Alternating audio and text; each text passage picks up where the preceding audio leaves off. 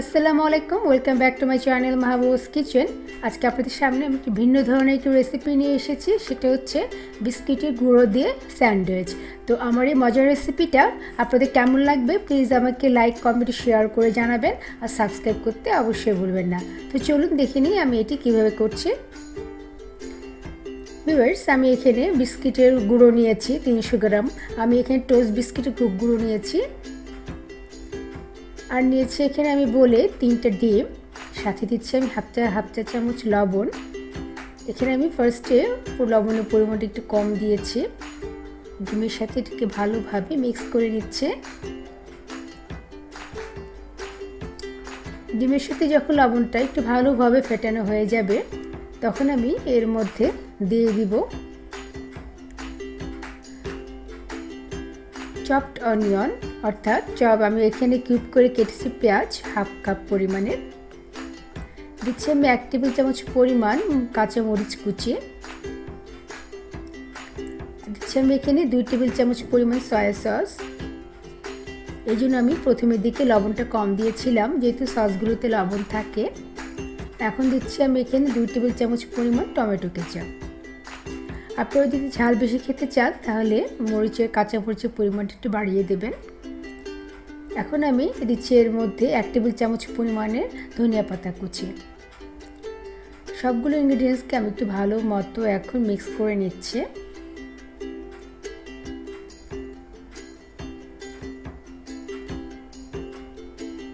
Viewers, আমার mix করা হয়ে গেছে। এখন এর মধ্যে দিয়ে দিব আমি অল্প অল্প করে আমার বিস্কিটের গুঁড়োগুলো। একবারে প্রথমে বেশি দেওয়া যাবে না। আমি প্রথমে অর্ধেকটা দিয়েছি, তারপর আবার অর্ধেকটা দিয়ে এটাকে আবার ভালো মতো মিক্স করে একটা ডো তৈরি করছি। দেখুন, এটা দেখতে এরকম অনেকটা এরকম হবে, যেহেতু একটু স্টিকি হবে, এই জন্য আমি এই ডোটা সরিয়ে রাখছি। দেখুন আপনারা আমি এখন কিভাবে এটাকে শেপ করছি।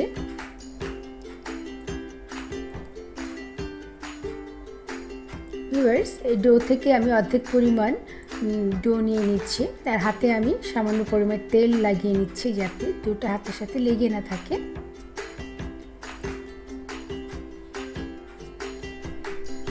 আমি অর্ধেকটা পরিমাণ ডো নিলাম, নিয়ে এটাকে একটু হাতের মধ্যে ভালো মতো একটু শেপে নিয়ে আসতেছে।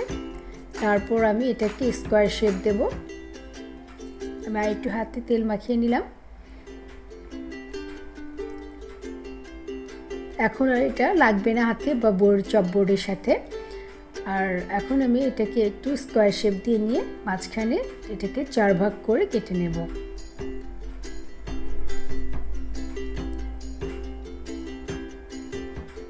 ভিউয়ার্স, এটি কিন্তু অনেক মজাদার একটা নাস্তা। আপনারা সকালে কিংবা বিকালে চায়ের সাথে এটা খেতে পারেন।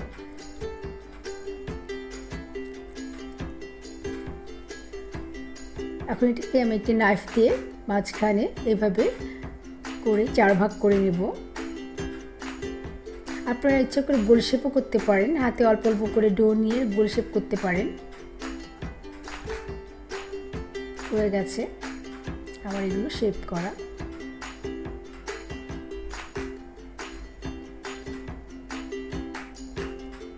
ভিউয়ার্স, ফ্রাই প্যানের মধ্যে আমি এখানে বাটার দিচ্ছি। বাটারটা আপনারা আপনাদের প্রয়োজন মতো দেবেন। বাটার দিলে এটা টেস্ট আরও দ্বিগুণ বেড়ে যায়।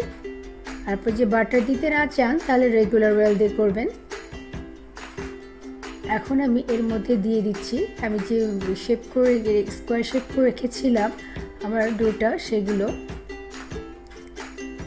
সবগুলোকে আমি এর মধ্যে এখন দিয়ে অপোজিট সাইড না হওয়া পর্যন্ত অপেক্ষা করছি।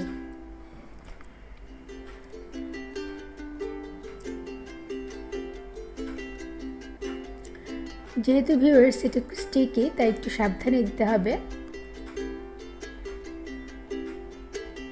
হয়ে গেছে, আমি এখন অপেক্ষা করছি।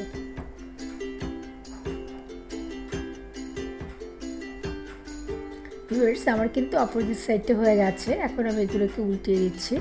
যেহেতু উপরের সাইডটা এখনও নরম আছে, তো একটু সাবধানে আপনারা উল্টে দেবেন।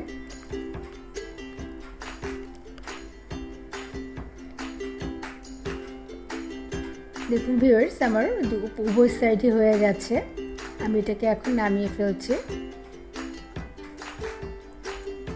দেখে নিশ্চয়ই বুঝতে পারছেন এটা কতটা ইয়াম্মি হবে। অনেকটা কাটলেটের মতো স্বাদ। আপনারা এটাকে বানিয়ে খেলেই বুঝতে পারবেন। আমি এখন এগুলোকে উঠিয়ে নিচ্ছি।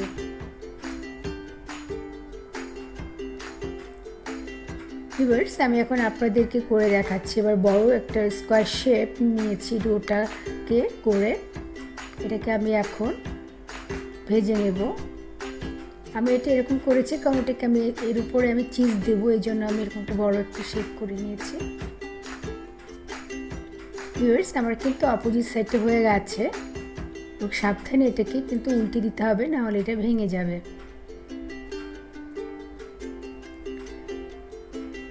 দেখুন ভিউয়ার্স, আমার অপর সাইডটা হয়ে গেছে। এখন আমি এর মধ্যে দিয়ে দিব গ্রেট করা চিজ। আমি এরকম করে মজারেলা চিজগুলো গ্রেট করে নিয়েছি, আর এর উপরে আমি মজারেলা চিজগুলো দিয়ে দিচ্ছি। আর মজারেলা চিজ দেওয়ার ফলে এর টেস্টটা কিন্তু আরও দ্বিগুণ বেড়ে যাবে। আপনাদের কাছে যদি মজারেলা চিজটা না থাকে তাহলে স্কিপ করতে পারেন। এখন এটাকে আমি ঢেকে দিচ্ছি চিজটা না গলা পর্যন্ত।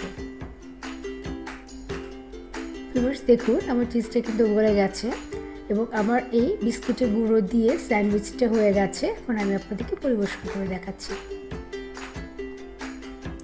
হয়ে গেছে আমার মজাদার বিস্কুটের গুঁড়ো দিয়ে স্যান্ডউইচ। ভিউয়ার্স, যদি ভালো লেগে থাকে প্লিজ আপনারা বাসায় ট্রাই করবেন এবং আমাকে অবশ্যই লাইক, কমেন্ট ও শেয়ার করতে ভুলবেন না। আর বাসায় ট্রাই করে কেমন লাগলো আমাকে কমেন্ট বক্সে কমেন্ট করে জানাবেন। সবাই ভালো থাকুন। আল্লাহ হাফেজ।